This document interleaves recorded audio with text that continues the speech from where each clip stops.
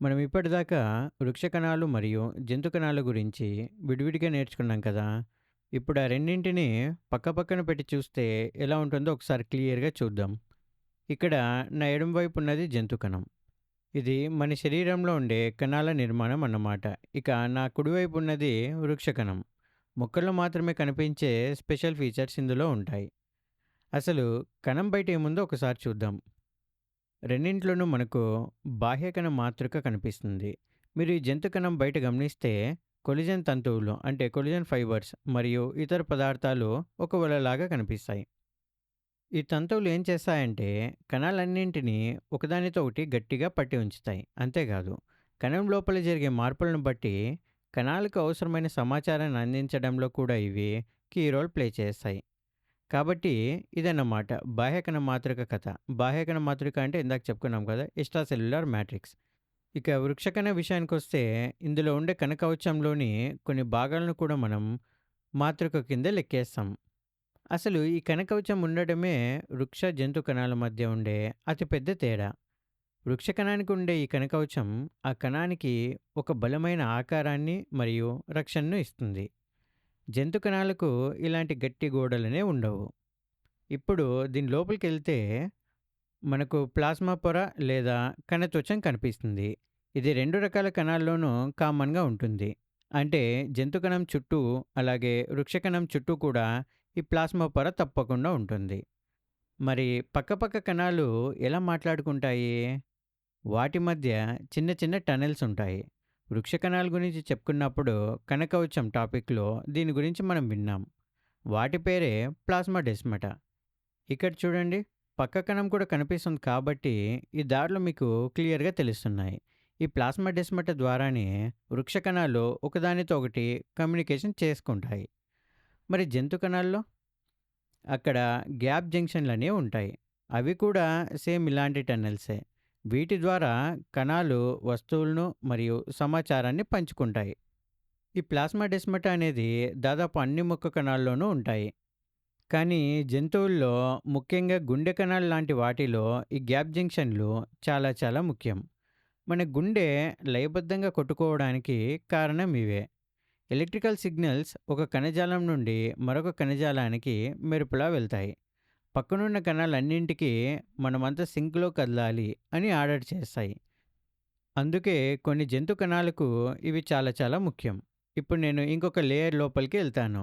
అది బయటి కణత్వచమైన, లోపలి కణంగల పొరలైన అవన్నీ లిపిడ్ జ్యుస్తరి లేదా పాస్పోలిపిడ్ జ్యుస్తరితోనే తయారవుతాయి. ఇవి నిజానికి పాస్పోలిపిడ్ బైలేయర్స్.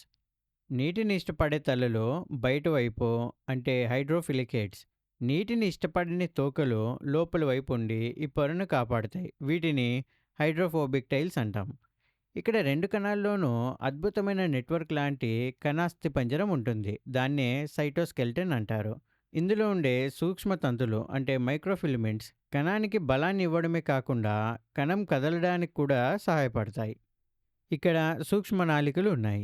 ఇవి కణం షేప్ మారకుండా చూస్తాయి. ఇంకా మధ్యస్థ తంతువులు అంటే ఇంటర్మీడియట్ ఫిలమెంట్స్ కూడా ఉంటాయి. వాటి గురించి డీటెయిల్గా వేరే వీడియోలో చూద్దాం. ఇక్కడ ఒక చిన్న తేడా కూడా ఉంది. జంతు కణాల్లో ఈ సూక్ష్మ నాళికలను కంట్రోల్ చేయడానికి సెంట్రియోల్స్ ఉంటాయి. కణ విభజన టైంలో ఇవి చాలా బిజీగా ఉంటాయి. కానీ విచిత్రం ఏంటంటే వృక్ష కణాలు ఇవి అస్సలు ఉండవు. మరి వృక్ష కణాలు ఎలా మేనేజ్ చేస్తాయి? అవి తమ సూక్ష్మ నాళికలను ఆర్గనైజ్ చేసుకోవడానికి వేరే పద్ధతులు వాడతాయి. ముఖ్యంగా కణ విభజన అప్పుడు వాటి ప్లానింగ్ వేరేలా ఉంటుంది. సరే, ఇంకా మేజర్ తేడాలు ఏమున్నాయి?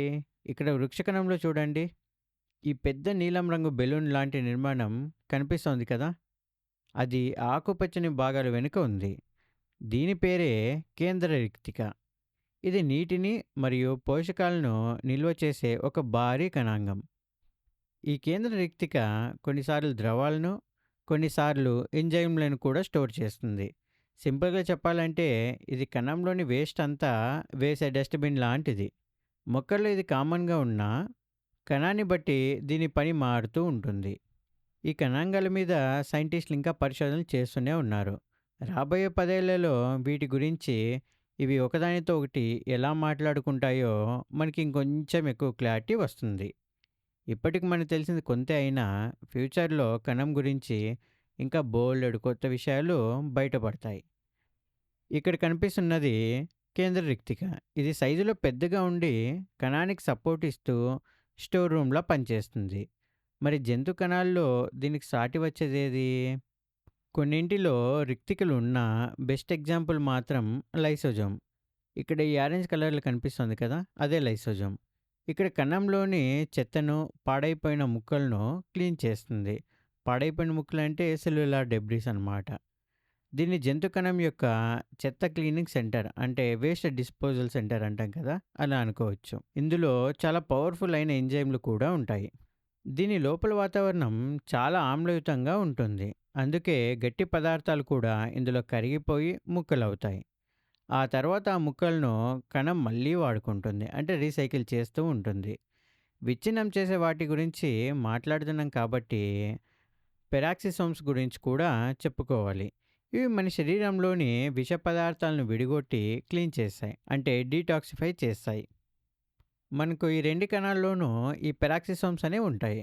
అయినా వీటికి ఈ పేరు ఎందుకు వచ్చిందంటే ఇవి పనిచేసేటప్పుడు ఆక్సీకరణ అంటే ఆక్సిడైజేషన్ జరిగి హైడ్రోజన్ పెరాక్సైడ్ రిలీజ్ అవుతుంది. అందుకే ఆ పేరు. ఇవి చేసే పనులన్నీ మనకి ఇంకా పూర్తిగా తెలీదు. కానీ పొడవైన కొవ్వు ఆమ్లాల గొలుసును కట్ చేసి కణానికి శక్తి ఇవ్వడంలో ఇవి చాలా హెల్ప్ చేస్తాయని మనకు తెలుసు. వీటికి ఇంకా చాలా చాలా పనులున్నాయి. అయినా సరే మళ్ళీ తేడాల దగ్గరకు వద్దాం. వృక్షకణంలో మాత్రమే కనిపించే ఈ ఆకుపచ్చని హీరోలు ఉన్నారు కదా! ఇవే హరిత రేణువులు. మొక్కలు సొంతంగా ఆహారం తయారు చేసుకునే కిరణజన్య సంయోగ క్రియ జరిగేది కూడా ఇక్కడే. ఈ హరిత రేణువులు కాంతి శక్తిని వాడుకొని ఆహారాన్ని తయారు చేస్తాయి. ఇవి జంతు కణంలో అస్సలు ఉండవు. ఇప్పుడు శక్తి గురించి వచ్చింది కాబట్టి కణానికి కావలసిన శక్తిని సప్లై చేసే పవర్ హౌస్ల గురించి కూడా చూడాలి. అవే మైటోకాండ్రియా. ఇవి 2 కణాల్లోనూ ఉండి ఏటీపీ రూపంలో శక్తిని అందిస్తాయి. ఇక 2 కణాల్లోని కామన్గా ఉండేవి ప్యాకింగ్ మరియు ట్రాన్స్పోర్ట్కి సహాయపడే గాల్జీ సంక్లిష్టం. కణంలో తయారైన ప్రోటీన్ను ప్యాక్ చేసి ఎక్కడికి పంపాలో అక్కడికి పంపేది కూడా ఇదే. అలాగే మనకు అంతర్జీవ ద్రవ్యజాలం అంటే ఎండోప్లాస్మిక్ రెటికులం కూడా ఉంది. దీని మీద రైబోజోమ్లుంటే గరుకు అంతర్జీవ ద్రవ్యజాలం అని, లేకపోతే నునుపు అంతర్జీవ ద్రవ్యజాలం అని అంటాం. ఇక్కడే ప్రోటీన్లు, లిపిడ్లు తయారవుతాయి. ఇక చివరిగా కణం నడిబొడ్డున కేంద్రక త్వచం అనేది ఉంటుంది. ఇది 2 పొరలుగా ఉంటుంది. బయటి పొర అంతర్జీవ ద్రవ్యజాలంతో కలుస్తుంది.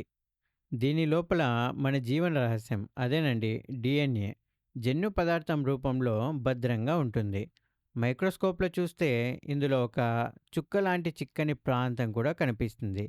దాన్నే కేంద్రకాంశం అంటాం. ఇక్కడే రైబోజోమ్లు పుడతాయి.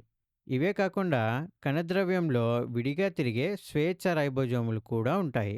చూశారుగా ఈ 2 కణాల మధ్య పోలికలు, తేడాలు ఇప్పుడు మీకు స్పష్టంగా అర్థమయ్యాయని అనుకుంటున్నాను.